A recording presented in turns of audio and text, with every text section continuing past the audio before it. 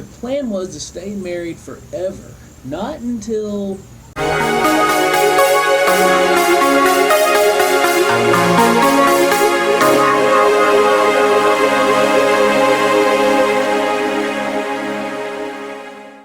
okay, new video time. It's been a while, but I got some time on my hands and been on injured reserve at work.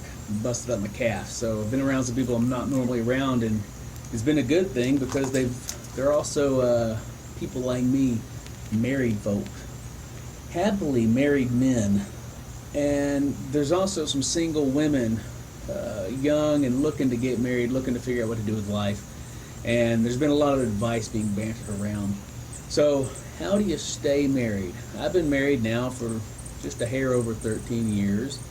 And there's been some rough years, been some really great years, and right now my wife and I are just as, I'd say we're better off in our relationship than we've ever been. So I wanted to share some wisdom that I've received from other people and some that I've learned myself.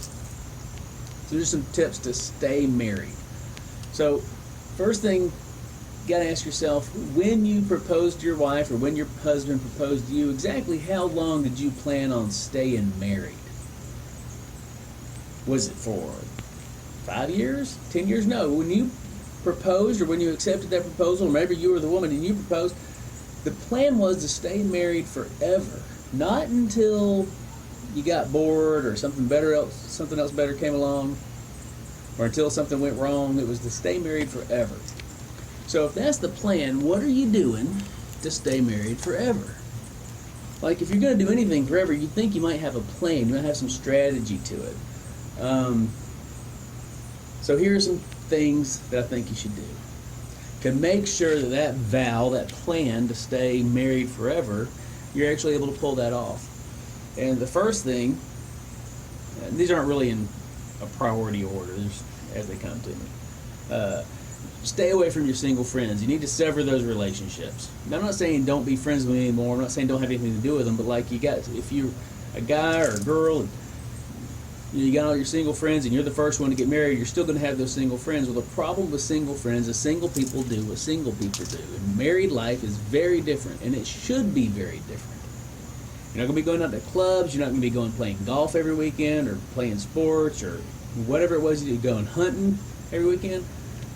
Whatever the thing is that you do as a man or as a woman that you did with your single friends, that life no longer exists. That's part of the thing about being married.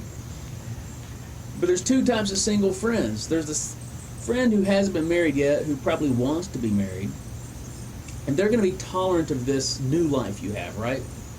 But the kind you actually do need to maybe sever from your life, or at least be very careful with, is divorced people, because divorced people cause divorced people. And I'm sorry if that offends somebody, it's just the truth.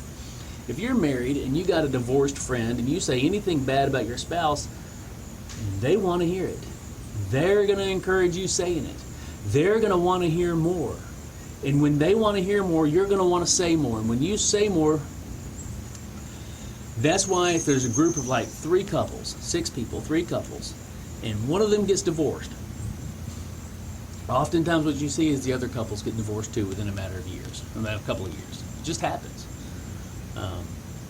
Stay away from divorced people, and limit yourself. Stay away from your single friends. You're out partying, having a good time, searching for a spouse. Second, and it's the opposite of that. Stay around people. Find friends. Find people to be around who have been married for decades, for years. People who have never been divorced. People who are the spouse, the husband or the wife of the parent of their children.